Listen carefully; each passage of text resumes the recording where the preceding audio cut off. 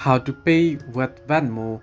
Hello everybody, welcome back to the channel. This is me Bipin Basnet, and today I'll guide you on how you can pay with Venmo or how you can send a payment with Venmo. Well, to pay or request, at the bottom of the screen, search and add the person you want to pay or charge. Now after that, you can enter an amount and add a note and simply tap on pay and you'll be able to pay.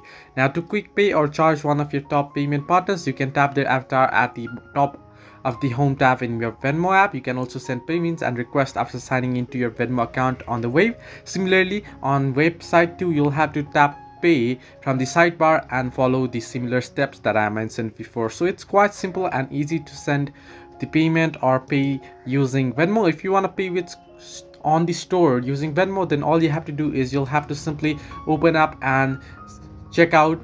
On the checkout, you'll have to scan the store's QR code or let them scan yours. Just tap scan, then so to pay in the Venmo app.